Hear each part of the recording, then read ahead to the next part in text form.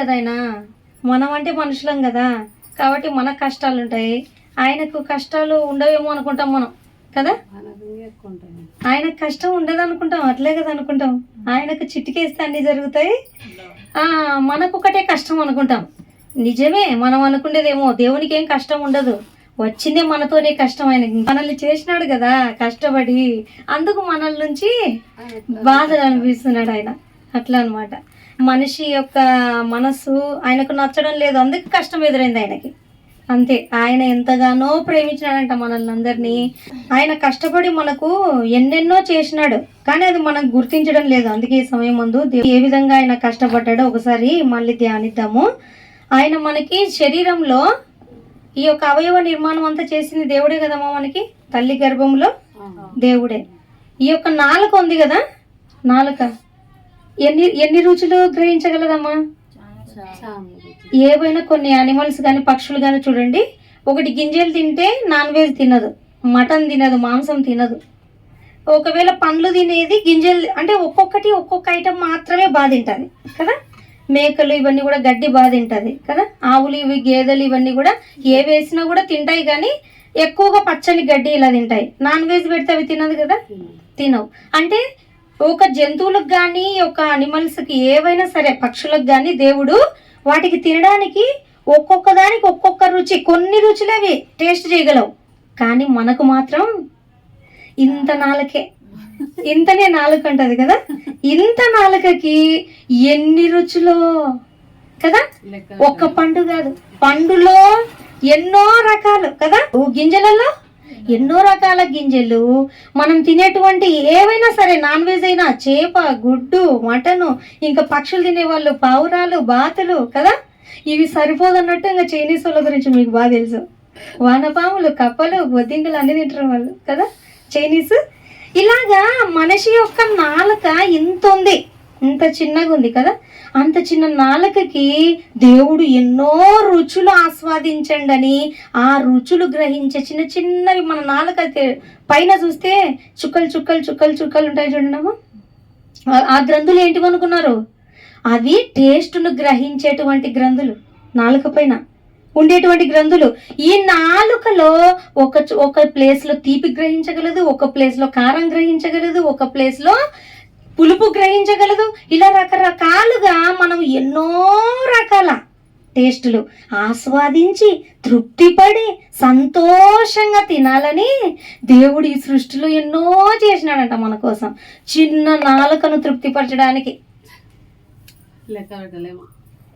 కన్ను చూడండి, కన్ను ఒక వస్తువును మాత్రమే, కొన్ని మీకు తెలుసా రంగులు, ఈ యొక్క మొత్తం సృష్టి మొత్తం తీసుకుంటే మొత్తం 3 భాగాలు నీళ్ళు అయితే నీళ్ళన్నీ నీలం రంగులో కనపడతాయి, భూమి అంతా పచ్చగా కనపడుతుంది ఒక్క భాగం. అయితే కొన్ని అనిమల్స్, జంతువులు, కుక్కలు కానీ కొన్ని అనిమల్స్ ఉంటాయి కదా, ఏవైనా సరే గేదెలు కానీ, అవి అన్ని రకాల రంగులు గుర్తించలేవంట. కానీ దేవుడు మన కన్నులో, ఆ నిర్మాణంలో దేవుడు అన్ని రకాల రంగులు మనం చూడగలం, చూసి సంతోషపడగలం. ఎక్కడికైనా ఒక ప్లేస్కి వెళ్తే అబ్బా ఎంత అందమైనటువంటి వాతావరణం, ఎంత పచ్చని వాతావరణం, వాటర్ ఫాల్స్ పడుతూ కొండలు, అడవులు ఉండేటువంటి ప్లేస్లకి వెళ్తే ఎంత ఆహ్లాదకరంగా ఉంటుందమ్మా. మన కన్నులు ఎంతో చక్కగా, ఎంత పెద్ద సృష్టిని చూడడానికి ఇంత చిన్న కంటి నిర్మాణంలో అంత వాతావరణం మనల్ని ఆనందించడానికి పెట్టాడంట. ముక్కు చూసారా, ముక్కు వాసనలు గ్రహించేది, ఎన్ని రకాల వాసనలు గ్రహించగలదో కదమ్మా. ఒక్కొక్క యాపిల్ ఒక వాసన ఉంటుంది, మ్యాంగో ఒక వాసన ఉంటుంది, ఒక్కొక్క ఫ్రూట్ ఒక వాసన ఉంటుంది, ఒక్కొక్క పువ్వు ఒక్కొక్క వాసన ఉంటుంది. మీరు నాన్ వెజ్ చేసుకుంటే ఒక వాసన, వంకాయ కూర చేసుకుంటే ఒక వాసన, పొటాటో చేసుకుంటే ఒక వాసన, ఒక రకం వాసన. ఎన్నో రకాలైనటువంటి ఆ సువాసనలు మీరు ఆహ్వానించి తృప్తి పడాలని, మనకి పండ్లు కాదు ఇన్ని రకాలైనటువంటి స్మెల్ కదా. కరోనా వచ్చినప్పుడు అందరు స్మెల్ గుర్తించలేకపోయినారు కదా. అన్నిటినీ స్మెల్ చూసి, వాసన చూసి, అమ్మో నాకు వాసన వస్తుంది అంటే ఇవి బాగా గ్రహించగలుగుతున్నానంటే నాకు కరోనా లేదు అని ఆనందపడేవాళ్ళు. లేదంటే వాసన ఏం రావట్లేదంటే భయపడేవాళ్ళు కదా. దానికి ఒక సిగ్నల్ అనమాట. కరోనా వచ్చిందంటే స్మెల్ ఏం వాళ్ళు గ్రహించలేరు. పోపు పెట్టినా ఆ స్మెల్ ఏందో తెలీదు, అట్లుండేవాళ్ళు. అయితే దేవుడు మన కంటికి, మన ముక్కుకి, మన చెవికి కూడాను ఒక రకం స్వరం వినగలవా? ఇవి ఎన్ని రకాల స్వరాలమా మనకి మామూలుగా వచ్చేసి ఇప్పుడు పాటలు పాడేటప్పుడు మ్యూజిక్ సంబంధించినవని కానీ అవి కానీ మన మాట కానీ ఇప్పుడు ఒక్కొక్క స్వరాన్ని మనం చక్కగా గుర్తించగలం. ఒక కుక్క మొరుగుతున్నప్పుడు దాని సౌండ్ ఏంటిది? ఒకవేళ కళ్ళు లేకుండా ఉండే వాళ్ళకి ఓన్లీ చెవులు పనిచేస్తాయి కదా, వాళ్ళు పిల్లి అరుస్తుందా, కుక్క అరుస్తుందా, మనిషి మాట్లాడుతున్నాడా, గేదె అరుస్తుందా, అరుపులలో లేదా సౌండ్లు వినేటువంటి ఆ సౌండ్లు ఉన్నాయి చూడండి, అవి కూడా రకాలు. చక్కగా మంచి మ్యూజిక్ వింటే ఎంత సంతోషపడతారు కదా అందరు కూడా. మంచి స్వరాలు వినడానికి, గ్రహించడానికి మనకు చెవులు ఇచ్చాడంట.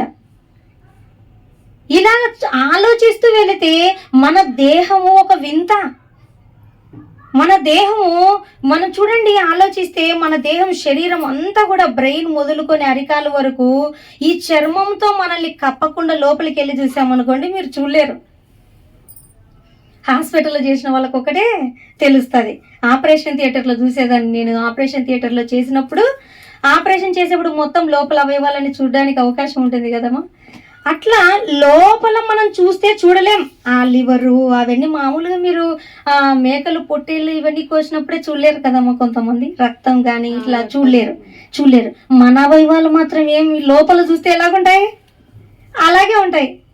పైకి మాత్రం చర్మంతో కప్పబడి దేవుడు ఒక పెయింటింగ్ చేశాడు కదా. ఒక ఇల్లు కడుతున్నప్పుడు కూడా అంతే కదా. ఒక ఇల్లు కడుతున్నప్పుడు కట్టేటప్పుడు మధ్యలో కానీ స్టార్టింగ్లో కానీ వచ్చి చూడండి ఎలాగుంటుందో ఇల్లు. అంత మట్టి అతుక్కుంటూ కాళ్ళు పెట్టాలన్నా ఇంట్లోకి చూద్దాం ఉండి ఎట్లా కడుతున్నారని కాళ్ళు పెట్టాలన్నా అబ్బాయి ఏందో అంత అతుక్కుంటుంది కాళ్ళకి అని లోపలికి కూడా ఎంటర్ కాలేం కదా. లోపల అది మొత్తం మనం పెయింటింగ్ వేసి, కలరింగ్ వేసి, ఫ్లోరింగ్ వేసి అంత చక్కగా కనపడ్డప్పుడు అయితే మనకు చూడాలనిపిస్తుంది. కానీ మధ్యలో ఆ ముందు జరిగినటువంటి ఆ క్రియలు చూడడానికి కూడా బాగుండదు ఎంత ఇల్లైనా కదా.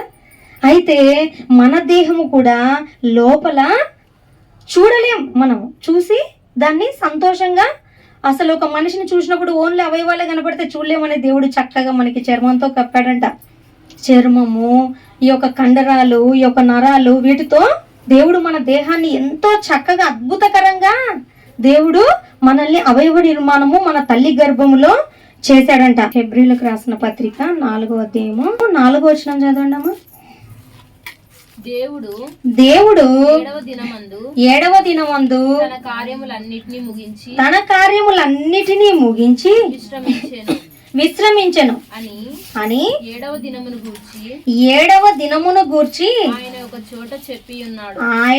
చోట చెప్పి ఉన్నాడు. చూడండి ఇక్కడ ఏమని రాసిందంటే, దేవుడు 7వ దినమందు తన కార్యములన్నిటినీ ముగించి విశ్రమించాడంట.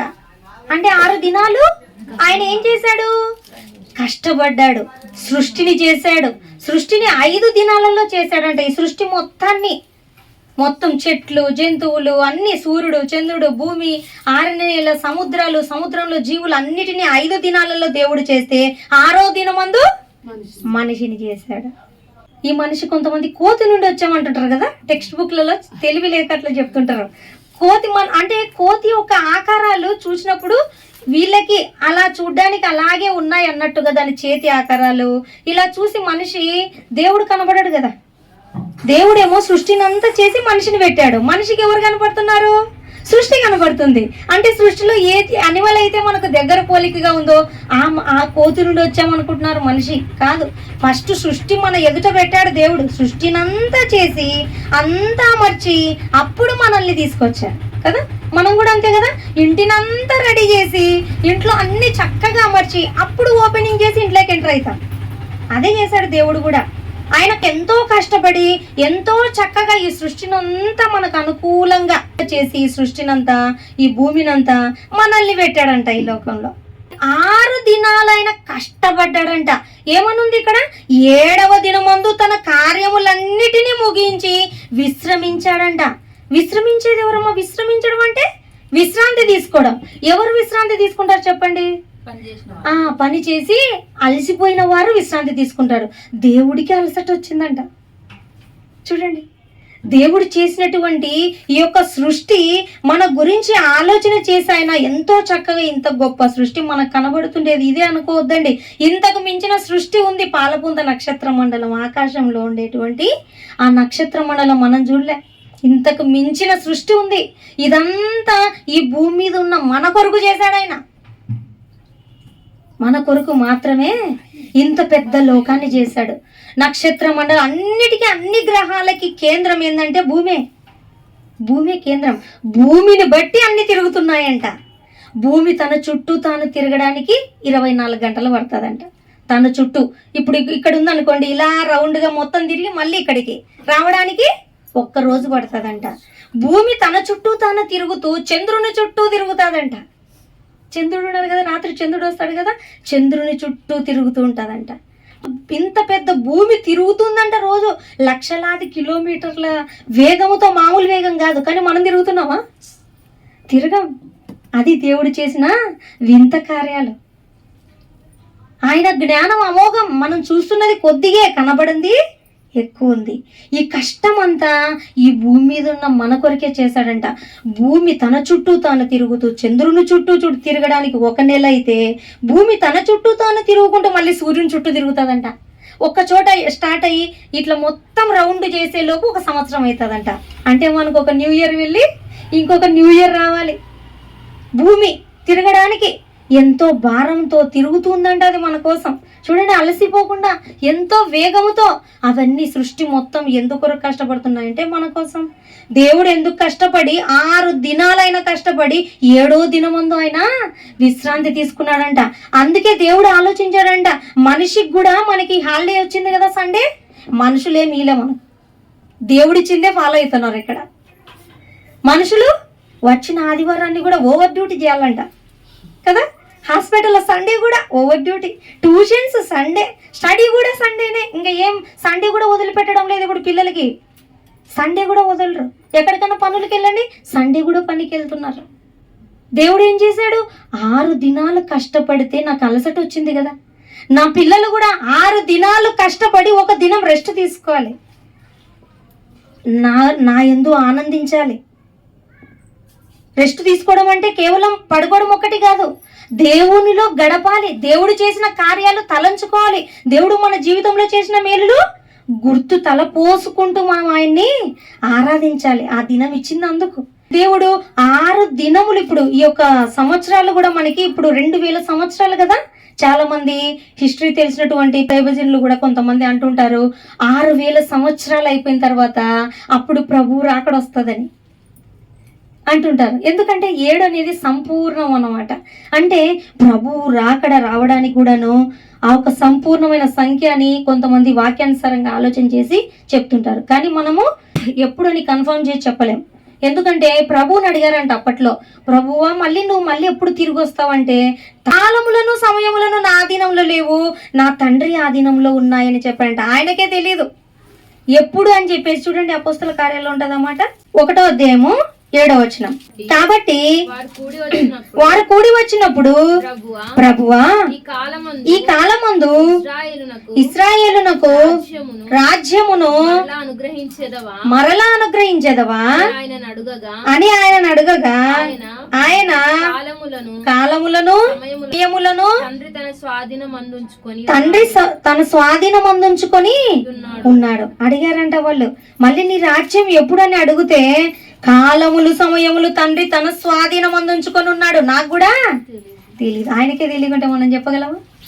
మనం చెప్పలేము. తండ్రి స్వాధీనంలో ఉంది ప్రభు రాకడ. అయితే ప్రభు రాకడకు ముందు, ప్రభు రాకడ వరకు ఎదురు చూనికి మన పోకడ ఉంది కదా. ఇక్కడ ఆయన రాకడ వరకు మనం ఉంటే కదా.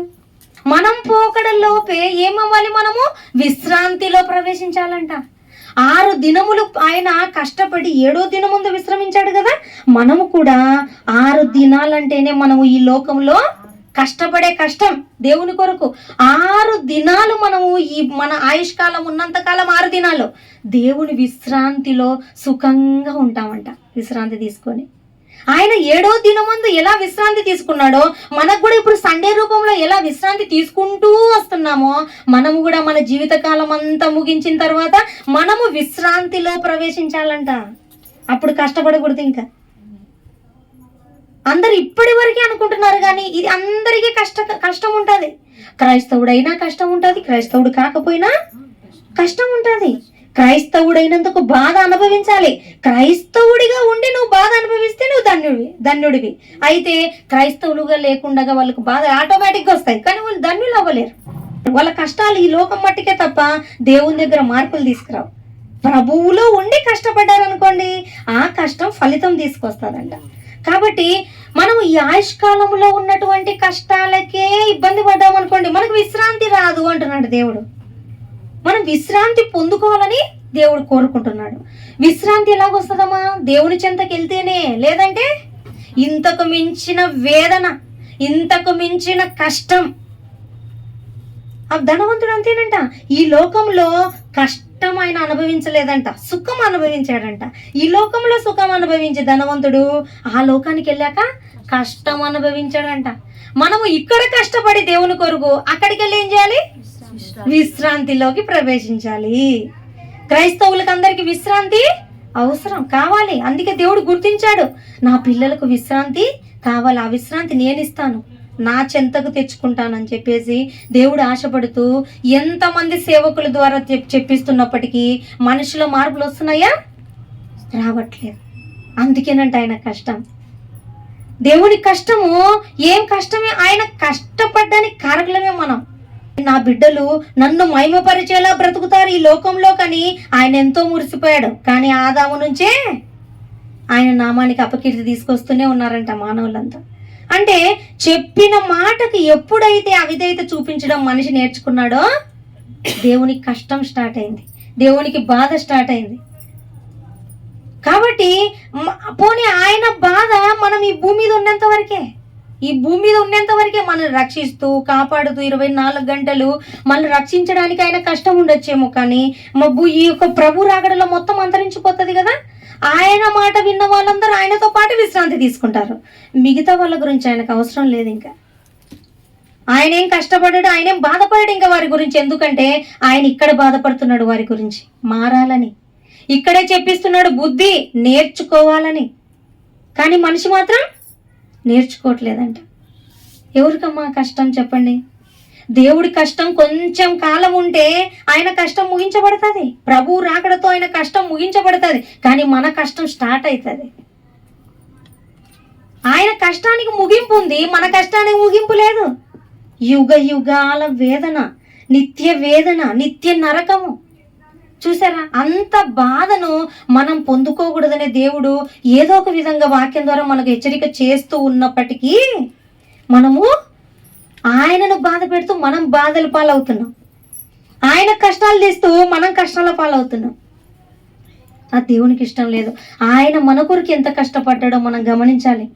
మన తల్లి మనకు అవయవ నిర్మాణం చేయలేదు, మన తల్లి చేయలేదు, మన తండ్రి చేయలేదు. దేవుడే అవయవ నిర్మాణం చేసి మనలో ఆత్మను పెట్టి మనకు ఆరోగ్యాన్ని ఇచ్చి మనకు కాపాడుతూ ప్రతి దినము మనల్ని సంరక్షిస్తున్నాడంట.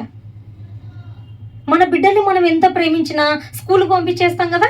ఇప్పుడు పిల్లలు స్కూల్లో అక్కడ కింద పడినారో, ఏం తాకిందో ఏం లేదో నాకు తెలియదు, అంతే కదమ్మా? మీ పిల్లలైనా అంతే కదా. స్కూల్కి వెళ్ళిపోతే వాళ్ళు అక్కడ ఏమైనారో ఎలాగున్నారో నాకు తెలియదు. దేవుడు ప్రతి క్షణము నిన్ను నన్ను, నీతిమంతున్నైనా అనీతిమంతున్నైనా అందరినీ సంరక్షిస్తున్నాడంట. ఆయన కష్టాన్ని ఎరగడట్లేదే. మనం మనుషులమైనటువంటి మనం అందరం కూడా మనమే కష్టపడుతున్నాం అన్నట్టు. ఎంత పెద్ద లిస్టు ప్రార్థన ఉంటుందో మనకు, ఎంత లిస్ట్ ఉంటుందమ్మా? గంట ఉందనుకోండి ప్రేయరు, మొత్తం మన గురించే. ఒక ఆత్మ రక్షించాలనే ప్రార్థన ఉండదు అందులో, అస్సలు ఉండదు. అన్ని మన అవసరతలే. ఎంత పెద్ద లిస్ట్ అంటే మనకి మంత్లీ తెచ్చుకునేటువంటి ఇంట్లో సరుకులు ఉంటాయి కదా, ఆ లిస్ట్ కంటే మించుతుంది మన ప్రార్థన లిస్ట్. అంటే మనకు అంత పెద్ద కష్టాల లిస్ట్ ఉంది. దేవుడికి మాత్రం దేవుడు ఏం కోరుకుంటున్నాడమ్మా? ఎప్పుడు చెప్తుంటాను కదా, మన హృదయంలో చోటు తప్ప ఆయన ఏమన్నా కోరుకుంటాడా? మనం ఎప్పుడన్నా ఏమన్నా ఇవ్వలేదని బాధపడతాడా? మన హృదయంలో చోటు లేకుంటేనే ఆయన బాధపడేది. అది ఇవ్వలేమా? ఎవరికైనా హృదయం లేదా చెప్పండి? ఇల్లు లేదనే వాళ్ళు ఉంటారు, హృదయం ఉండదా? ఇల్లు లేదనే వాళ్ళు ఎవరైనా ఉంటారులేండి, కానీ హృదయం లేదు ఎవరికి? అందరికి ఉంది, కానీ ప్రభువుకు మాత్రం ఇవ్వరంట. అందరికి ఇస్తారంట. ఈ లోకంలో కొంప ముంచే వాళ్ళకి అందరికి ఇస్తారు. ఆ కొంపను నిలబెట్టి కట్టేటువంటి ఆ ప్రభువుకు మాత్రం ఇవ్వరు. ఎందుకంటే బాగుపడతాం కదా, మళ్ళీ ప్రభువుకు చోటిస్తే ఎక్కడ బాగుపడతామో కదమ్మా. బాగుపడడం ఇష్టం లేదు కదా మనుషులకి. బాగుపడాలని ఆయన ఎంతగానో మన పట్ల ఆశపడుతున్నాడు. కాబట్టి ఈ సమయం ముందు నేను మీ కొరకు ఎంత కష్టపడ్డానో తెలుసా? దేవుణ్ణైనా నేనే విశ్రాంతి తీసుకున్నానంటే 7వ దినమందు మీ కొరకు నేను ఎంత ఆలోచించానో తెలుసా? మనం ఈ దినమందు మనం ఈ యొక్క 2000 సంవత్సరాల క్రితంలో మనం కనబడుతున్నాం. అంతకుముందు వెళ్తే మనం లేము కదా. మనం భూమి మీద పుట్టక ముందు ఉన్నామా? కానీ దేవుని అనాథ సంకల్పంలో నీవున్నావు, నేనున్నాను, మనమందరం ఉన్నాం. ఆదాము చేసినప్పుడే నీ ఆలోచన ఆయనకు తెలుసు, నీ కష్టం ఆయనకు తెలుసు, నీ కష్టము ఆయనకు తెలుసు. అందరి కష్టాలు గుర్తెరిగి వీళ్ళకి ఎప్పుడు ఏది అవసరమో, ఎప్పుడు ఏది కావాలో అన్నిటినీ ఆయన భద్రపరిచాడంట ఈ సృష్టిలో. ఒకానొక కాలం వస్తే వాళ్ళకు మొబైల్ అవసరం అవుతుంది సడన్ గా. అంటే దేవుడికి మనకి ఏమేమి అవసరం ఉన్నాయో ఆదాము కాలంలో అవసరం లేనివి కూడా ఈ భూమిలో భద్రపరిచి, అవసరం జనరేషన్ పెరిగే కొద్దీ అవసరం వచ్చినప్పుడు ఏదో ఒక మనిషికి టాలెంట్ ఇచ్చి ఆ టాలెంట్ ద్వారా బయటికి తీసుకొచ్చి మనకందరికి ఉపయోగించుకున్నట్టు చేస్తున్నాడు. భూమిలో మొత్తం భద్రపరిచాడు దేవుడు. ఎంత కష్టపడి నిన్ను నన్ను ప్రేమించి ఆదాము చేసినప్పుడే మనల్ని మర్చిపోకుండా ఆయన అనాది సంకల్పంలో మన దారి తప్పుతామని తెలిసినా కూడా క్రీస్తున్నాడు కదా. నాకు క్రీస్తును పంపుతాను మధ్యవర్తిగా, సర్వమానవాళికి క్రీస్తు తెలిసేటట్లుగా మధ్య కాలంలో ఆయనను పుట్టిస్తాను. ఆయన యొక్క ప్రేమనే ఆయన అందరినీ మార్చడానికి, అందరి పాపాలు కొట్టివేయడానికి ఆయన కారకుడైతాడు.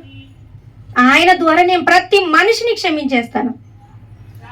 ఆయన మరణించినా పర్లేదు కానీ ప్రతి బిడ్డని నేను రక్షిస్తాను. ఎందుకంటే ఆయన మరణించిన మళ్ళీ తిరిగి లేస్తాడు. ఆయన పరిశుద్ధుడు, ఏ తప్పు చేయనివాడు కదా. అందుకే ఆయన ప్రియ కుమారుని యందు మనల్ని ఎన్నుకున్నాడంట దేవుడు. ఈ యొక్క ఆలోచన అంతా ఎందుకు భూమి మీద పెట్టాలి మనల్ని అనుకుంటాం మనము. కానీ అపవాది ఉంది కదా. అపవాది నీ పిల్లలకైతే ఈ పరలోకం అంతా ఇస్తావు కానీ మాకైతే పరలోకంలో స్థానము, ఎంతసేపు సేవ చేసే పనే. నీ పిల్లలకి ఇచ్చినట్లు నాకు వారసత్వం ఇవ్వవు కదా నువ్వు. నీ పిల్లలేం పెద్ద మంచోళ్ళు అనిందంట. నీ పిల్లలు ఏమన్నా పెద్ద మంచోళ్ళని నువ్వు పరలోకం అంతా వాళ్ళకి స్థానం ఇవ్వాలనుకుంటున్నావు, వాళ్ళని వారసులు చేయాలనుకుంటున్నావు అంటే ఎవరైనా ఏమంటారు? నా పిల్లల్ని అంటావా?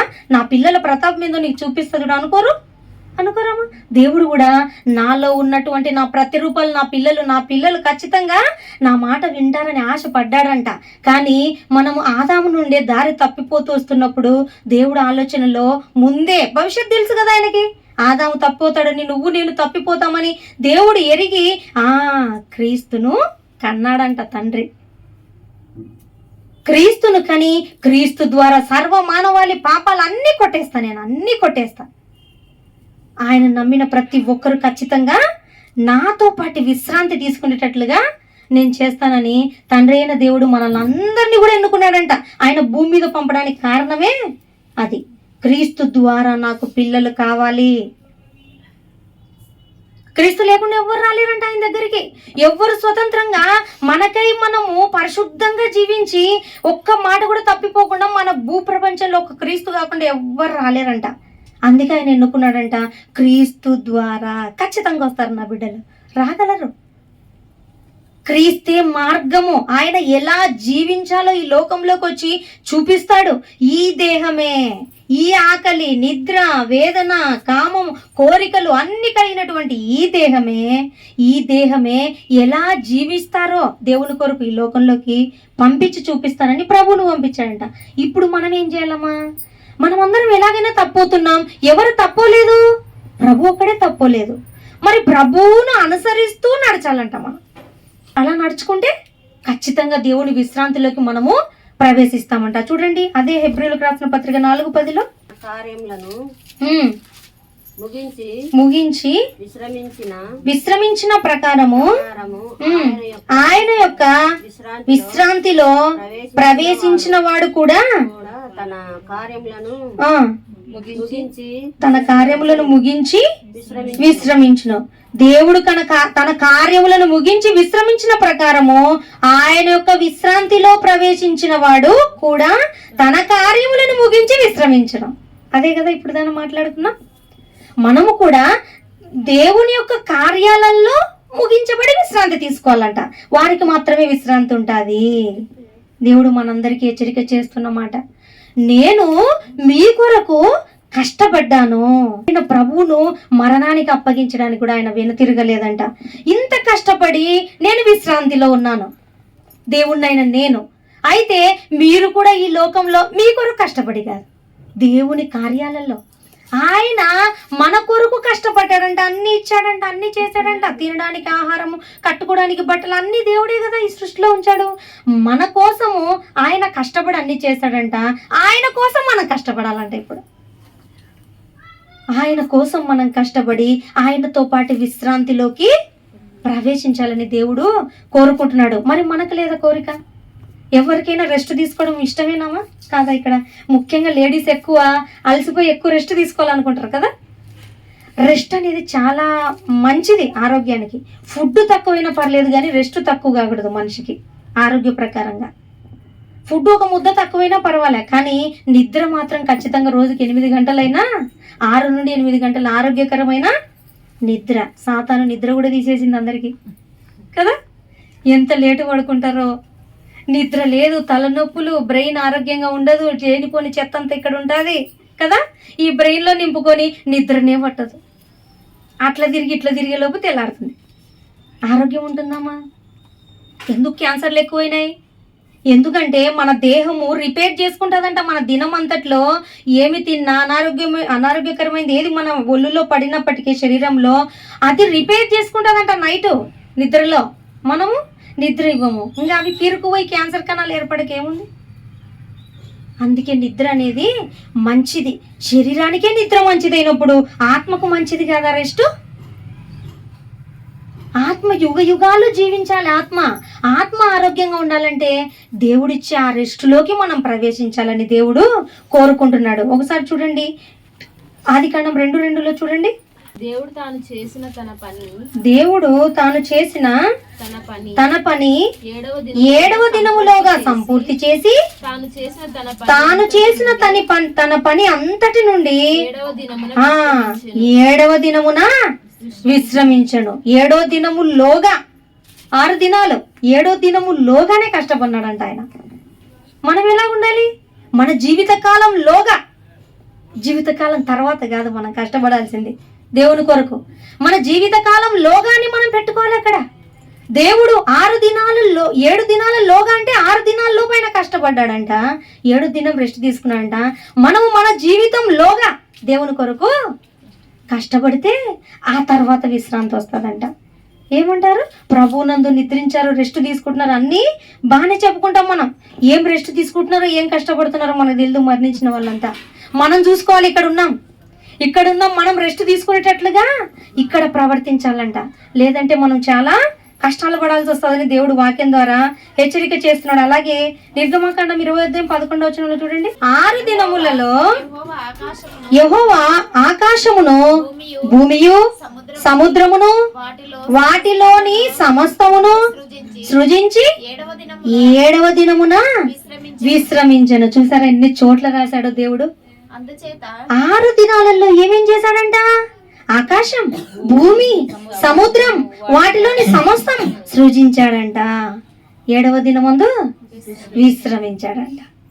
మనకు కూడా వీటి నుంచే కదా అన్ని లభిస్తాయి కదా. మరి ఆకాశం నుంచి, సముద్రం నుంచి రత్నాలు, ముత్యాలు అన్ని ఎక్కడి నుంచి వస్తున్నాయి మనకి కదా. ఇక్కడ ఉన్నటువంటి వాటి అన్ని సృష్టిలో కొన్ని నేల నుండి వస్తాయి, కొన్ని సముద్రాల నుంచి వస్తాయి. ముత్యాలు అన్ని తెచ్చుకుంటారు కదమ్మా. ఎక్కడో ఆ చెరువులో అది ఉంది, ఇక్కడ అది ఉంది అని వెళ్తున్నారు కదా కొంతమంది తెచ్చుకోవాలని. అన్ని సృష్టిలో పెట్టాడంట మనకు కావలసినవన్నీ. ఆయన ఆ విధంగా సంపూర్తి చేసి 7వ దినమందు ఏం చేశాడమ్మా? విశ్రమించాడు. విశ్రమించిన ఆయన ఒక్కడే విశ్రమించాలనుకోవట్లేదంట. మనకు కూడా విశ్రాంతి ఇవ్వాలని దేవుడి ఆశ. ఏమో దేవుడైతే విశ్రమించినాడు కదా, ఆయనకేమంత బాధ కదా ఇప్పుడు, ఆయనకేం వచ్చిన తిప్పలు ఇప్పుడు కదా. మనకు కదా పోతుంది విశ్రాంతి. చూసారమ్మా ఎంత కష్టపడుతున్నాడో దేవుడు, ఎంత ఆలోచిస్తున్నాడో మన గురించి. ఆయనైతే విశ్రాంతిలో ఉన్నాడు, ప్రభు విశ్రాంతికి వెళ్ళిపోయినాడు. ఆయన చక్కగా కోటాను కోట్ల దేవదూతలతో ఆకాశం మండలం పైన ఎంతో చక్కగా ఎంతో ఆనందంగా ఉండకుండా మన గురించి ఏందమ్మా ఇంత మనిషి కోసం కదా. 6 అడుగుల మనిషి కోసమేనా? ఈ మనిషి ఎట్లాంటి గుణాలు కలిగి ఉన్నాడు? స్వార్థప్రియులంట, బింకములాడువారంట మనిషి గురించి రాసినాడు దేవుడు వాక్యంలో. ఏ మాత్రం మంచి గుణాలే లేనటువంటి ఈ మనిషిని ఆ దేవుడు ఇంతగా ప్రేమిస్తుంది. ఇంత గొప్ప సృష్టిని చేసింది, మళ్ళీ మనకు రెస్ట్ ఇవ్వాలనుకోవడం ఆయనకేమమ్మా? ఇంత ఘోరంగా దేవుడిని బాధ పెడుతున్నాం కదా, ఏం పోతే పోన్లే అనుకోవచ్చు కదా. అనుకోడు. ఈ లోకంలో ఉండే తల్లిదండ్రులు కొంతమంది ఎలా ఉంటారమ్మా? తమ కొడుకు ఎంత ఏడిపించినా, ఎంత బాధ పెట్టినా, ఏం చేసినా నా కొడుకే లేని సహిస్తుంటారు కదా. చాలా మందిని చూసింటారు కదా. ఈమె కొడుకు అని ఆ కొడుకు కోసమే చూడండి, ఎంత ఏడిపించినా ఆ కొడుకునే మళ్ళీ మెచ్చుకుంటుంది. ఏమోలే అని సహిస్తా. ఈ లోకంలో ఉండే ఆఫ్టర్ ఆల్ కొద్ది కాలం ఉండేటువంటి పెంచినటువంటి తల్లిదండ్రులకే అంత ఉంటే ఎంత దుర్మార్గునైనా నా కొడుకు అని వెనకాల వేసుకొచ్చేది దేవునికి ఉండదా? ఇంకా కొద్ది కాలం పెంచినటువంటి ఈ లోకంలో ఉన్న తల్లిదండ్రులకు ఉంటే అనాది సంకల్పంలో మనల్ని అందరినీ ఈ భూమి పుట్టక ముందే ఆయన ఆలోచనలో మనం ఉన్నవారం. మన గురించి ఉండదు ఆయనకి? ఓపిక ఉంది. నా బిడ్డలు తెలియక ఇట్లా చేస్తున్నారు, వాళ్ళకి నేను తెలియపరచాలి, వాళ్ళు కూడా రెస్ట్కు రావాలి, నాతో పాటు వాళ్ళు కూడా విశ్రాంతిలో ప్రవేశించాలని దేవుడు ఎంతో ఆశపడి మనందరికి కూడా హెచ్చరిక చేస్తున్నాడు. చూడండి, అలాగే హెబ్రీ 1:14 చూడండి. వీరందరూ రక్షణయను స్వాస్థ్యము పొందబో వారికి పరిచారం చేయుటకై పంపబడిన సేవకులైన ఆత్మలు కారా. రక్షణను స్వాస్థ్యం ఎవరికి? మనకే రక్షణను స్వాస్థ్యం మనము పొందబోతున్నాము. అయితే ఇక్కడ పరిచారం చేసే వాళ్ళు ఎవరు? దూతలుగా ఆత్మలుగా ఉన్నటువంటి వారు ఎవరంటే ఇక్కడ ఈ సృష్టి, నేల, ఆకాశం, వాయువు, అగ్ని ఇవన్నీ ఉన్నాయి కదా, ఇవన్నీ కూడా నీరు, ఇవన్నీ దూతలు. మన కోసం దేవుడు వాటిని చేశాడంట. సేవకులైన ఆత్మలు మన కోసం సేవ చేస్తున్నాయి, అవి మన కోసం మరణిస్తున్నాయి. మేకను గాని పొట్టేళ్ళను గాని కోస్తుంటే నన్ను కొయ్యొద్దు నీ కథ తెలుస్తానేనంటదే. ఎందుకన్నదు? నీ కోసం బలి కావాలని పెట్టాడంట. అందుకే అది గప్చుప్ పడుకుంటుందంతే. నీ కోసం నేను బలైతానని నోరు మూసుకొని ఒకవేళ దానికి పెయిన్ అనిపించిన ఏదన్నా తప్పించుకోవాలనే ప్రయత్నంలో అరుస్తుంది, కానీ దానికి తెలుసు నేను మీకోసమే బలి కావాలనే ఆ దేవుడు మీకు పరిచర్య చేయాలని. సేవకులైన ఆత్మలంటే ఇవన్నీ కూడా ఈ సృష్టిలో. అందుకే కోడి ఏమనదు, మేక ఏమనదు, పొట్టేలు ఏమనదు, ఏది తిన్నా ఏమనదు. ఒక చెట్టుకు పండ్లు అంత కష్టపడిది ఆహారం, ఎంత చక్కని మ్యాంగోస్, యాపిల్స్ కాసినప్పుడు నువ్వు తెంపుకొని తింటుంటే ఫ్రీగా ఉచితంగా వచ్చి చెట్టు దగ్గరికి వచ్చి తెంపుకొని తింటుంటే అర్రే నా యొక్క పిల్లల్ని నువ్వు తెంపొద్దంటదా చెట్టు? అనదు. ఎందుకంటే మేం పెరుగుతున్నది, నేను కష్టపడి పండు తయారు చేసింది, ఆ పండు చెట్టు ఏమనుకుంటుంది? నీకోసమే. అసలు మేము కలగడానికి ఉద్దేశమే మీరు. మేము ఇంత చక్కని రుచిలో ఉండడానికి కారకులు మీరు.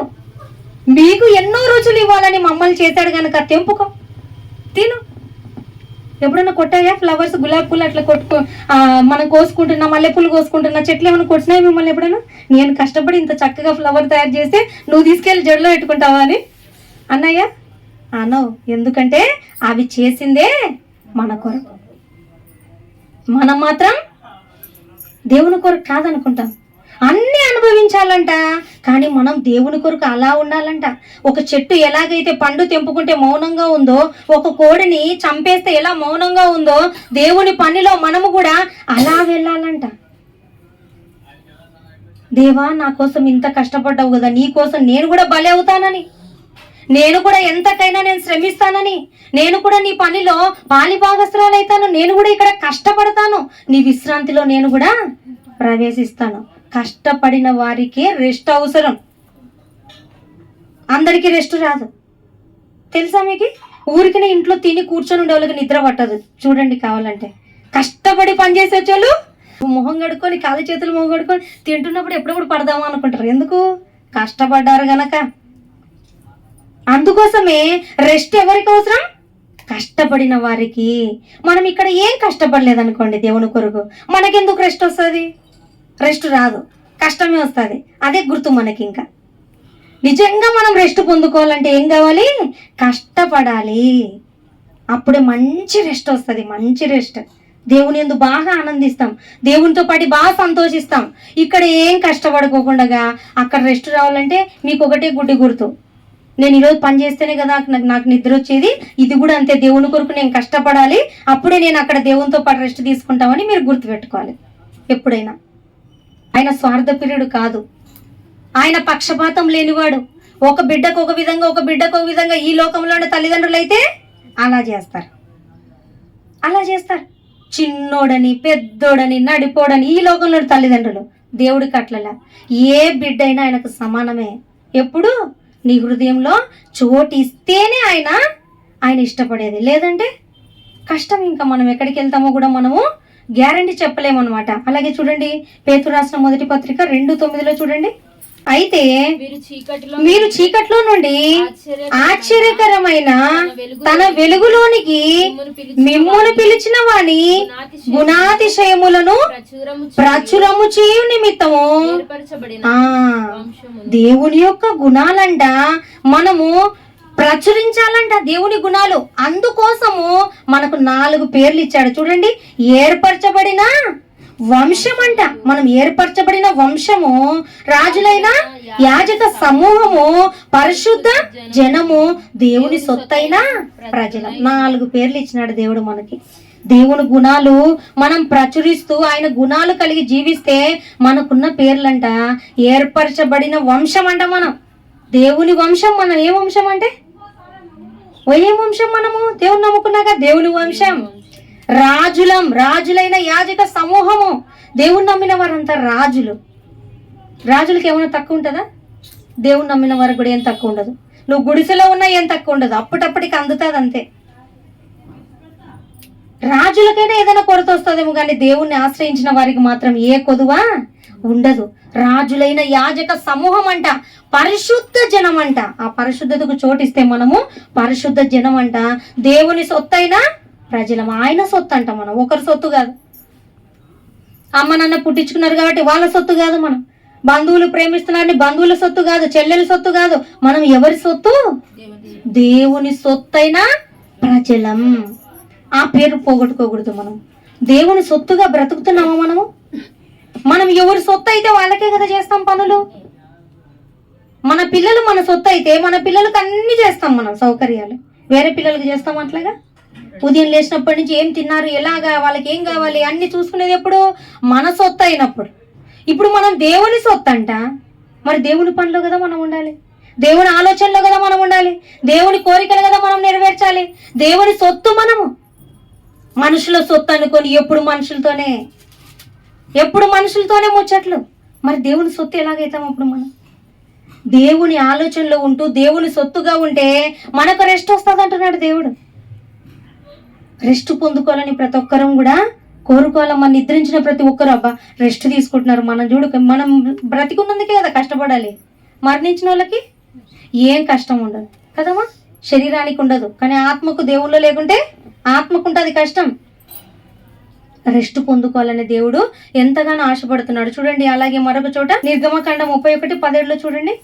నాకును ఇజ్రాయేలీయులకును అది ఎల్లప్పుడూ గురుతైయుండును.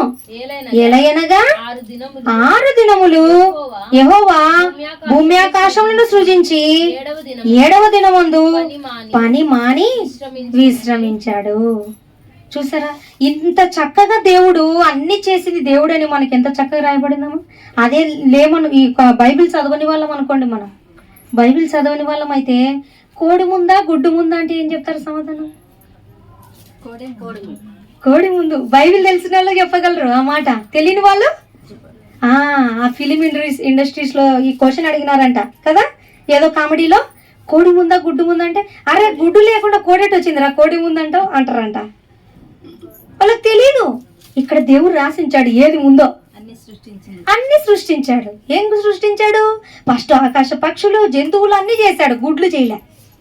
కాబట్టి ఏది ముందో. ఎంత గొప్ప సత్యం అమ్మా ఇది. ఎక్కడెక్కడ చదువుకోవాలి మీరు వెళ్ళి, ఏ ఒక్క యూనివర్సిటీలో చదువుకోవాలి మీరు ఈ సత్యం తెలియాలంటే? చూడండి, ఆ క్వశ్చన్కు సమాధానం ఎవరు చెప్పలేకపోయినారు వాళ్ళు ఫిలిం ఇండస్ట్రీస్ లో. మనకు దేవుడు చూడు ఎంత చక్కగా రాయించినాడు, ఏమేం చేసినాడో అన్ని కూడా మనకి ఎంతో చక్కగా రాయించాడు దేవుడు.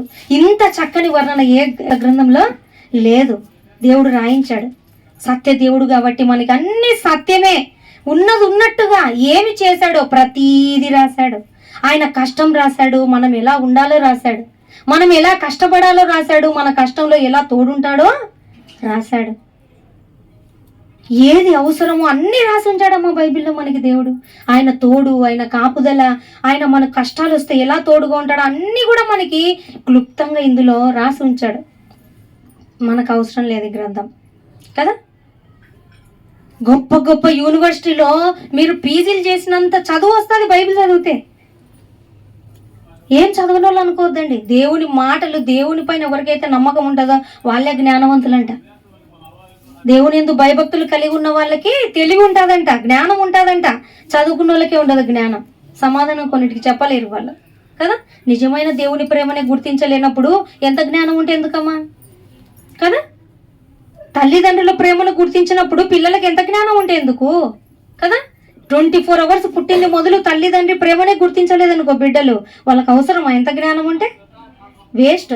అదంతా వెర్రి జ్ఞానమే అన్నమాట. అలాగా మనము దేవుడు ఇంత కష్టపడి సృష్టిస్తే మనం మనుషులందరినీ మెచ్చుకుంటున్నాం కానీ దేవుణ్ణి మాత్రం పక్కన పెట్టేస్తున్నామంట. అలాగే చూడండి 2 పేతురు 3:7 అయితే ఇప్పుడున్న ఆకాశమును భూమియు భక్తిహీనుల తీర్పును నాశనమును జరుగు దినము వరకు అగ్ని కొరకు నిలువ చేయబడినవై అదే వాక్యము వలన భద్రము చేయబడి ఉన్నవి. ఇప్పుడున్న ఆకాశము భూమి భక్తిహీనుల తీర్పును నాశనము జరుగు దినం వరకు అగ్ని కొరకు నిలువ చేయబడి ఉన్నాయంట. అంటే ఇదంతా అంతరించిపోతుంది. అందరు అనుకుంటున్నారు ఎవరు అంతరించిపోయినా ఈ సృష్టిని ఏమవ్వదు అనుకుంటున్నారు. ఇవన్నీ అంతరించిపోతాయంట ప్రభు రాకడలో. ఏముండదు ఇక్కడ అంతా. ఇక్కడ మొత్తము ఆదికాండంలో మొట్టమొదటి అధ్యాయంలో చూస్తే చీకటి అంతా ఏం లేదు ఇక్కడ.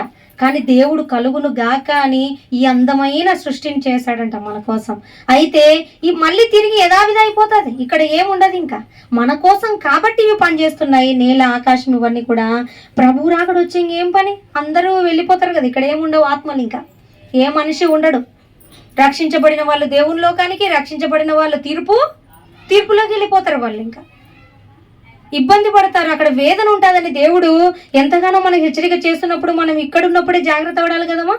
జాగ్రత్త పడాలి కదా. దేవుడు తెలియపరచుకోకుంటే ఒక అర్థం, తెలియపరిచినప్పుడు మన మాటలంట సాక్షార్థంగా ఈ చుట్టూ ఉన్న గోడలు, ఈ చుట్టూ ఉన్నటువంటి సృష్టి క్యాచ్ చేస్తుందంట. చేతులు ఎత్తేసామనుకోండి నాకేం తెలియదు ఇవన్నీ అని. అప్పుడు ఫలాని దినమందు, ఫలాని సమయమందు, ఫలాని వారి ధనలక్ష్మమ్మ గృహమునందు ఇదో ఈ మాటలు వినిపించాను, నువ్వు వినలేదా అంటాడంట దేవుడు. చూసారా? కాబట్టి మనం దేవునితో ఆటలాడలేం. నాకు తెలియదని, ఇట్లని అట్లని కహానీలు ఇక్కడ చెప్తాం అందరికీ కదా. ఏం హోంవర్క్ రాయలేదంటే ఏదో ఒక అబద్ధం చెప్పి వెతుకుతారు కదా పిల్లలు, ఏదో ఒకటి చెప్తారు. అట్లా కహానీలు కుదరవు దేవుని దగ్గరికి. దేవుని దగ్గర ఉన్నది ఉన్నట్టుగా సైలెంట్ అంట. ఇప్పుడు అందరూ భక్తిహీనులైన దుర్మార్గులైన ప్రభు ప్రత్యక్షమైనప్పుడు అందరూ సిగ్గుపడతారంట, రొమ్ము కొట్టుకుంటారంట. అయ్యో మేము మారకపోతేమే, అయ్యో ప్రభు గురించి మేము తెలియక మేము ఎంత చెప్పినా వినకపోతేమే అని వాళ్ళు రొమ్ము కొట్టుకొని ఏడుస్తారంట. తెలుసా? ప్రభు రాకడలో ప్రభు విశ్వసించిన వారు, ప్రభు కొరకు కష్టపడిన వారు ఆనందభరితులై ప్రభువుతో పాటు వెళ్తారంట. వీళ్ళు బాధ కదంటే నేనేం తప్పు చేసినా ఏంటి తప్ప అని ఆలోచించుకోరంట. వాళ్ళ తప్పులనే వాళ్ళకి తెలిసిపోతుంటాయి. ఇంకా తెలిసిపోతుంటాయి ఆత్మకి. ఇంకా అప్పుడు ఏడవడం, పండ్లు కొరగడం తప్ప వేరే పని ఏం లేదు వాళ్ళకి ఇంకా చేయడం. అందుకోసమే దేవుడు మనందరికి కూడా హెచ్చరిక చేస్తున్నాడు. మీరందరూ జ్ఞాపకం ఉంచుకోండి, నేను కష్టపడి నేను ఎలాగైతే విశ్రమించానో మీకు కూడా విశ్రాంతి ఇవ్వాలని నేను కోరుకుంటున్నానని దేవుడు మనతో మాట్లాడుతున్నప్పుడు మనం అందరం జాగ్రత్త పడాలి కదమ్మా.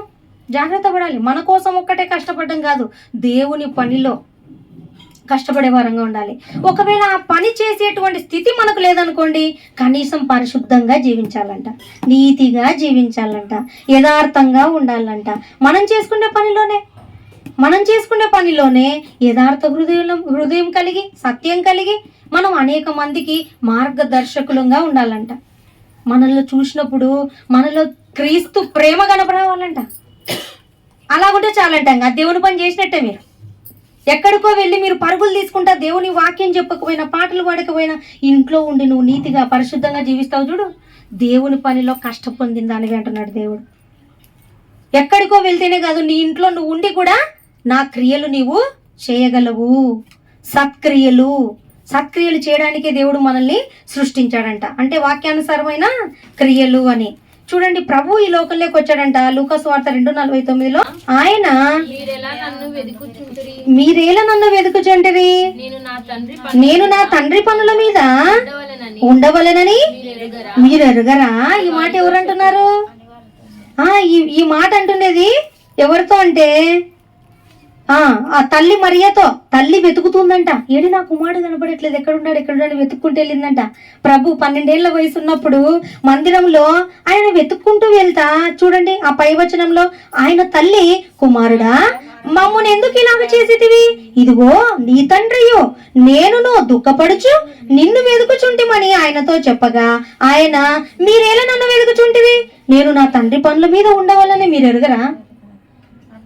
నీ గర్భంలో వచ్చేటప్పుడే దూత ఏం చెప్పింది? లోక రక్షకుడి నా చెప్పింది కదా. నీకు తెలీదా అంటున్నాడు, గుర్తు చేస్తున్నాడు ప్రభు. నేను నా తండ్రి పనుల మీద ఉంటానని మీరు ఎరగరా. చూసారా, ప్రభు ఈ లోకంలోకి వచ్చినప్పటి నుంచి ఆయన చిన్న వయసు నుంచే మరణించే క్షణం వరకు నిద్ర, ఆకలి దేని లెక్క చేయలేదు. ఆయన ఎంత కష్టపడి పవిత్రంగా జీవించడానికి ఆయన రేయింబగళ్ళు, పగలంతా ఆయన సువార్త పని చేయడం, రాత్రంతా ప్రార్థనలో గడపడం. ఎందుకు? దేవునితో సహవాసం కలిగిన వారు తమ పవిత్రతను తాము కాపాడుకోగలరు. ఇప్పుడు మీరు దేవుని సన్నిధికి వచ్చారు కాబట్టి కొన్ని మాటలైనా మీ హృదయంలో వచ్చాయి. అది ఇంటి దగ్గర ఉండింటే రావు కదమ్మా, దేవుని మాటలు రావు కదా, అందవు కదా. అలాగా దేవునితో సహవాసం ప్రభు ఎప్పుడు చేసేవాడంట? తండ్రి అయిన దేవునితో సహవాసం చేస్తూ ఆయన యొక్క పవిత్రతను కాపాడుకుంటూ ఉండేవాడు. దేవుని ముక్కుతో సహవాసం ఉన్నప్పుడే మనం ఎప్పుడైనా పర్ఫెక్ట్గా జీవించగలం. ఈ లోకంలో కలిసిపోయామనుకోండి, ఇంకా ఆ మాలిన్యం మనకు అంటుకుంటుంది. అందుకే వారికి దూరంగా ఉండాలి, దేవునికి దగ్గరగా ఉండాలి. అప్పుడు మనం పర్ఫెక్ట్గా జీవించడానికి కారణం అవుతుంది అనమాట. అలాగా ప్రభువు కూడా ఈ లోకానికి వచ్చి ఆయన సత్క్రియలు చేస్తూ ఈ లోకంలో ఆయన జీవితకాలం అంతా కష్టపడినాడంట. సత్క్రియలు చేయడానికే మనం పుట్టామట. చూడండి, ఎఫెసీ 2:10 మరియు వాటి యందు మనము నడుచుకున్న వలనని దేవుడు ముందుగా సిద్ధపరిచి సత్క్రియలు చేయుటకై మనము క్రీస్తు యేసునందు సృష్టింపబడిన వారమై ఆయన చేసిన, చూడు ఆయన పని అంట. మనం క్రీస్తు యేసునందు మనము సత్క్రియలు చేయడానికే పుట్టామంట. ఇంకా ఆ పని కోసం పుట్టామంట. మనం అవి చేయట్లేదు, అన్ని చేసుకుంటున్నాం. ఇంకా దేవుడు ఎందుకొరకైతే మనల్ని ఈ లోకానికి పంపాడంటే క్రీస్తు ద్వారా మనము సత్క్రియలు చేయాలంట. అందుకు పుట్టాం. ఆ పనులు చేయట్లేదు అనమాట. మంచి మార్గంలో నడవట్లేదు, క్రీస్తు మార్గంలో నడవట్లేదు. ఈ లోకంలో మనము ఏర్పరచుకున్న మార్గాలలో వెళ్తున్నామంట. ఇంకా దేవుని పని మనము చెయ్యని వారము. దేవుని పని చేయకుంటే కన్ఫామ్ గా విశ్రాంతి లేదు. ఇప్పుడే చెప్పేసుకోవచ్చు. ఇంకా అక్కడ పోయి చెప్పుకొని అక్కర్లేదు ఇంకా ఏ లోకానికి వెళ్తాము అని. ఇక్కడ దేవుని పనిలో అంటే దేవుని కనీసం పనిలో వెళ్ళేంత స్థితి మీకు లేకపోయినా కనీసం వాక్యానుసారంగా జీవించకపోతే నాకు ఖచ్చితంగా నరకం తథ్యమని ఇప్పుడే మనం పాయింట్లు వేసుకోవచ్చు. ఈ లెక్క ప్రకారం మీరు కష్టపడ్డారా దేవుని కొరకు, ఈ లోకంలో నీతిగా బ్రతకడం కొరకు? ఎవరేమన్నా, ఎంతమంది చీ అన్నా, ఎంతమంది దూరం చేసుకున్నా, బంధువులే దూరం అవుతున్నా దేవుని కొరకు నువ్వు నీతిగా బ్రతికావా? చాలు చాలు. ఆ కష్టం చాలంటున్నాడమ్మా దేవుడు. మనం ఎంత సులువుగా పోగొట్టుకుంటున్నామో తెలుసా? ఉచితంగా వచ్చింది ఎవరు విలువగా చూడరంట కదా. డబ్బులు పెడితే దానికి విలువ కదా. ఊరికనే ట్యాబ్లెట్ గవర్నమెంట్ హాస్పిటల్ ఇస్తే దానికి విలువ ఉండదు. హాస్పిటల్, ప్రైవేట్ హాస్పిటల్కి వెళ్ళి ఒక ట్యాబ్లెట్ 100 రూపాయలు అంటే అమ్మో ఇంత రేట్ ఉందంటే బాగా పనిచేస్తుంది. అక్కడ కూడా అదే ట్యాబ్లెట్ ఇస్తారు, కానీ అది డబ్బులు పెట్టలే కదా, ఉచితంగా. అందుకు మనకు ప్రభు ఉచితంగా కదా పాపాలు కొట్టేశాడు. కాబట్టి మనకు తెలియడం లేదు. ఈ యొక్క రక్షణ భాగ్యం మనకు తెలియకుంది. ఈ లోకంలో ఉన్న మనము, ఈ భూలోకం అంతా మనదేనా? ఆఫ్టర్ ఆల్ కొన్ని సెంట్లు కూడా మనది లేదు. దీని కొరకు మనం ఈ లోకంలో కష్టపడ్డాం, కానీ ఆ లోకం అంతా మనదే. నువ్వు ఎంత అనుభవిస్తావో అనుభవించు. ఇంకా ఆకాశ పక్షుల్లాగా ఎంత చక్కగా తిరుగుతావో ఆ లోకంలో, ఎంత సంతోషంగా ఉంటావో. టైంకి తినాలా, ఈ పని కూడా తినే పని కూడా లేదు. ఇంకా ఏ పని ఉండదు అసలు. ఎప్పుడు సంతోషమే, ఎప్పుడు ఆనందమే. వద్దామా ఈ లోకం మనకి? అటువంటి లోకం మనకు వద్దా? అంత గొప్ప లోకం మనం పోగొట్టుకోవాలా? ఎంత చిన్న కష్టం చాలంటే మనకి ఎంత పెద్ద లోకమో. మనం ఇంత చిన్న కష్టం పడలేకున్నాం దేవుని కోసం, నీతిగా బ్రతకలేకున్నాం, ప్రేమించలేకున్నాం, ఎవరిని సహించలేకున్నాం. ఎట్లా ఎట్లా అదే కదా కష్టం అంటే, అదే కష్టం. ఎన్నిసార్లని సహించాలమ్మా నేను? ఎన్నిసార్లు అంటే మనం బ్రతుకున్నంత కాలం అన్నాడు ఇంకా ప్రభు. 70 ఏళ్ళ మారుల మట్టుకంట. 70 ఏళ్ళు అంటే ఇంకా జీవితకాలం అయిపోయి క్లోజ్. మన జీవితాంతం సహించాలంట అందరినీ. నీ తోబుట్టువులే బాధ పెడుతున్నారా? నీ బంధువులే బాధ పెడుతున్నారా? నీ ఇంటి వారే కష్టపెడుతున్నారా? భరించు, సహించు. ఒకవేళ తప్పించాల్సి వస్తే నేను తప్పిస్తాను నువ్వు బ్రతికున్నప్పుడే. ఆ బాధతో నువ్వు మరణించినా ఇక్కడ కష్టం పడినాడు. మరి ఎవరు? లాజరు కష్టపడినాడంట. ఎంత కష్టపడ్డాడో. ఆ బల్ల కింద పడిన ముక్కలు తీసుకొని తినేవాడంట. ఏమా ధనవంతుడు కదా ఆయన. ధనవంతుడు అయినప్పుడు ఆరోగ్యం బాలేదు. అరే నా వాకిట ఉన్నాడు ఎవరో ఒక వ్యక్తి, అంత దరిద్రుడుగా ఉన్నాడు, పాపం ఎంత అల్లాడిపోతున్నాడు, గోక్కుంటున్నాడు, అంత ఘోరమైన వ్యక్తిని పట్టించుకోవద్దా? అది సత్కర్య. ఆయన వాక్యం చెప్పనక్కర్లేదు, ఎక్కడికో వెళ్ళి ఆ ఇంటి ముందరే ఉన్నాడు దరిద్రుడు.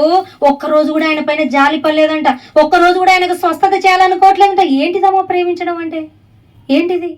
ఎదుటి వారి కష్టాన్ని అర్థం చేసుకోలేనప్పుడు నీ కష్టాన్ని అర్థం చేసుకుంటారు అక్కడ. అందుకేనంట లాజరు సుఖం అనుభవిస్తున్నాడంట, ఆయన కష్టం అనుభవిస్తున్నాడంట. ఆయనకు అర్థం కాకుంది. ఎందుకంటే నువ్వు ఒకప్పుడు ఒక దరిద్రుడి పైన నువ్వు జాలి చూపిలే కదా, ఇప్పుడు నువ్వు కూడా కఠినమే పొందుకుంటావు. అక్కడ ఒక చుక్క నీళ్ళు అడుగుతున్నాడంట, చుక్క నరకంలో నుండి. అబ్రహాము రొమ్మున ఆనుకొని ఉన్నాడంట లాజర్ను పంపించవా, ఒక చుక్క నీళ్లు వేయడానికి నా గొంతు ఆరిపోతుందని అడుగుతున్నాడంట. ఎట్లా పంపడానికి లేదట్లా. అక్కడి వాళ్ళు ఇక్కడికి, ఇక్కడి వాళ్ళు అక్కడికి పంపడానికి రైట్స్ లేవు అట్లా. అక్కడ ఇక్కడ కష్టపడాలంట. ప్రేమ చూపించలేకపోయినాడే ఈ లోకంలో ఉన్నప్పుడు. చూపించలేదు కాబట్టే ఆయన అక్కడ కష్టం అనుభవించాడు. చూపించింటే ఆయనకు కూడా జాలి ఉండేది, ఆయన కూడా కనికరం ఉండేది, దేవుని కనికరం. అందుకే మనం చూపించాల్సిందే. మనం కనికరం చూపిస్తే మనం కూడా కనికరం పొందుకుంటాం. మనం ప్రేమ చూపిస్తే మనం కూడా ప్రేమ పొందుకుంటాం. ఈ భూలోకం అంతా మనల్ని చేయి విడిచిపెట్టిన దేవుడు మాత్రం విడిచిపెట్టడు. ఈ లోకం అంతా మనల్ని ద్వేషించిన దేవుడు మాత్రం ద్వేషించడు. చాలా ఆయన ప్రేమ ఉంటే. మన శత్రువైనా సరే, ఎంత బాధ పెట్టిన వారినైనా సరే, వారిని మనము ప్రేమించినప్పుడు ఆ ప్రేమను చూసిన ఆ దేవుడు నిన్ను ఎవ్వరు విడిచిపెట్టిన దేవుడు పట్టుకుంటాడు. దేవుడు కంటే ఎవరు ఎక్కువ ప్రేమిస్తారు చెప్పండి? ఎవరు ప్రేమించలేరు. నువ్వు ఎంత ఇస్తే అంతనే ఇస్తారు. నువ్వు ఇంత చిన్న కప్పుకి షుగర్ ఇచ్చారనుకో, చక్కెర ఇచ్చారు ఎవరికన్నా, వాళ్ళు కూడా అంత కప్పుకే ఇస్తారు. ఎక్కువ మూట ఇస్తారేంది? ఇచ్చింది కదా అవసరం ఉన్నప్పుడు అని. ఆ దేవుడైతే దేవునికి ఇచ్చి చూడు, ఇంత ఇస్తే ఇంత ఇస్తాడు, నీకు 100 రెట్లు ఇస్తాడంట. తెలుసా? మనం ₹1 ఖర్చు పెడితే దేవుని కోసం 100 రెట్లు అంట దేవుడు ఇచ్చేది. దేవుని కోసం నువ్వు ఒక చెల్లెల్ని కోల్పోతే నీకు 100 చెల్లెళ్ళ ప్రేమని ఇస్తాడంట దేవుడు. చూసారా? 100 రెట్లు అంటే పోగొట్టుకోవచ్చా మనం? అంత గొప్ప భాగ్యం. ఈ లోకంలో నువ్వు 100 రెట్లు ఇచ్చినా కూడా ఎవరికైనా ₹1 కూడా నీకు హెల్ప్ చేయరు. అవసరం ఉన్నప్పుడు తీసుకునేప్పుడు బాగా తీసుకుంటారు, తర్వాత నువ్వు ఎవరు అంటారు. అందుకే మనం కష్టపడాల్సింది నీతిగా బ్రతకడం కోసం. ఎవరు అడ్డొచ్చినా వారిని త్రోసిపుచ్చాలి, కానీ దేవుని మార్గాన్ని మాత్రం మనము తప్పకుండా అనుసరించాలంట. దేవుని మార్గంలోనే మనము జీవించాలని దేవుడు కోరుకుంటున్నాడు. చిట్ట వచనం చూడండి, 1 కొరింథీయులకు రాసిన పత్రిక 15:19. అందరూ చూడండి ఈ మాట, ఎంత చక్కని మాటనో. ఈ జీవిత కాలం మట్టుకే మనము క్రీస్తునందు నిరీక్షించు వారమైన ఎడల మనుషులందరికంటే దౌర్భాగ్యులమంట. అంటే ఈ లోకంలో ఏదో కావాలని, ఇప్పుడు నా కష్టం ఏదో తీరాలని, గర్భఫలం రావాలని, పెళ్లి కావాలని, కష్టం తీరాలని, దీని కోసం దేవుని దగ్గరకు వచ్చారనుకోండి, మనుషులందరికంటే దౌర్భాగ్యులంట వాళ్ళు. వచ్చిన వాళ్ళు ఈ లోకం మట్టుకు కాదంట మనం నిరీక్షించాల్సింది ప్రభువుని. ఆ లోకంలోకి వెళ్ళేంత మట్టుకు మనం నిరీక్షించాలంట. ఈ లోకంలో ఏమి ఇవ్వకపోయినా ఆ లోకం కొరకు నిరీక్షించాలంట. మనం ప్రభు దగ్గరికి రావాల్సిందే ఆ లోకం కొరకే. ఈ లోకంలో ఏం తక్కువ ఉన్నా కూడా మనం డోంట్ కేర్. ఇది ఎంతకాలం? కొంతకాలమే. ఈ కాలంలో ఏది ఇవ్వకపోయినా, ఇల్లు ఇవ్వకపోయినా, డబ్బు లేకపోయినా, ఎలాగున్నా, ఏం తిన్నా దరిద్రుడు. కనీసం ఆరోగ్యం కూడా లేదు ఆయనకి. తినడానికి తినాలన్నా కూడా ఆయనకు ఫుడ్ లేదు. ఎక్కడికి వెళ్ళాడమ్మా? ఉన్నతమైన లోకానికి ఆయన వెళ్ళాడు. మరి ఏం కావాలి ఈ లోకంలో? ఈ లోకంలో ఏమి లేకపోయినా నీతిగా బ్రతికితే చాలంట, అంతే చాలంట. ఈ లోకం మట్టుకే మనం ప్రభువుని విశ్వసించకూడదు, నిరీక్షించకూడదు. పరలోకం గురించి మనం నిరీక్షిస్తే అప్పుడు మనం ధన్యులం. కానీ ఈ లోకంలో ఏదో పొందుకోవాలని, ప్రభు దగ్గర పోతే ఆ లాభం వస్తుందని, ప్రభు దగ్గర పోతే ఉద్యోగం వస్తుందని, ప్రభు దగ్గర పోతే నాకు ఏదో ప్రమోషన్ వస్తుందని, అది వస్తుందని, ఇది వస్తుందని ప్రభు దగ్గరికి వస్తే దౌర్భాగ్యులరా మీరు అంటున్నాడు. దౌర్భాగ్యులు మీరు. ఈ లోకం శాశ్వతమైనది కాదని తెలిసిన ఈ లోకంలో ఉన్న వాటి కొరకు వస్తున్నారు చూడు మీరు, దౌర్భాగ్యులు. అందుకే కొన్నిసార్లు తప్పించుకొని పోయేవాడంట ప్రభు. అన్ని స్వస్థతల కోసం ఎగబడి వస్తున్నారంట, మీద పడుతున్నారంట. అప్పుడు ప్రభు ఉన్న కాలంలో నాకు చెయ్యి బాగాలేదు, నాకు చెవు వినపడ్డట్లేదు, నాకు కన్ను బాగాలేదు, నాకు కాలు బాగాలేదు, ఇదే ఆయన ఏం మాటలు చెప్తున్నా ఆయన వినడంలే. ఆయన విసుగు, ఆయన కొండపైన కూర్చుండేవాడంట. ఆయన మాటలు వినపడానికి, అందరికీ వినపడాలని కొండపైన హైట్లో కూర్చొని చెప్పేవాడంట. మాటలు వినిపించాలని, దేవుని యొక్క ప్రేమ ఏంటిదో చెప్పాలని, దేవుని మార్గాలు ఎలా నడుచుకోవాలో చెప్పాలని ఆయన వస్తే స్వస్థతలు చెప్పాలి, చేస్తున్నావు నువ్వు వస్తున్నారంట, మీద పడుతున్నారంట. ఈ లోకం మట్టుకు మీరు స్వస్థతలు, నీకు ఆరోగ్యం ఎప్పుడు ఇస్తా మళ్ళీ మరణించవా, నీకు ఇప్పుడు ఉద్యోగం ఇస్తా మళ్ళీ నీకు ఉద్యోగం ఎప్పటికి ఉంటుంది, రిటైర్ చేయరా నిన్ను, నీకు ఇప్పుడు డబ్బు ఇస్తా ఉంటుందా రేపటి వరకు, నెక్స్ట్ పోతాదో ఉంటుందో తెలుసా, తెలియదు. దేని కొరకు నువ్వు నిరీక్షించాలి ప్రభువును? పరలోకం గురించి నిరీక్షించాలంట. కన్ను మూస్తే నేను పరలోకానికి వెళ్తాను, నేను దేవుని కొరకు ఈ లోకంలో నీతిగా బ్రతుకుతాను అని నిర్ణయం మనం తీసుకుంటే అప్పుడు మనము ధన్యులము. అటువంటి ధన్యకరమైనటువంటి స్థితిలో మనం అందరం కూడా ఉండాలని, అటువంటి విశ్రాంతిలో మనం ప్రవేశించాలని, దేవునితో పాటు ఆనందంగా జీవించాలని దేవుడు మనకి ఈ మధ్యాహ్న కాల సమయం మనందరికి కూడా హెచ్చరిక చేస్తుండగా ఆ మాటలు మనం హృదయంలో భద్రపరుచుకొని వాక్యానుసారంగా మనం అందరం కూడా జీవిద్దాం. అట్టి కృపతోడు దేవుడు మనకందరికి కూడా అనుగ్రహించును గాక. ఆమేన్.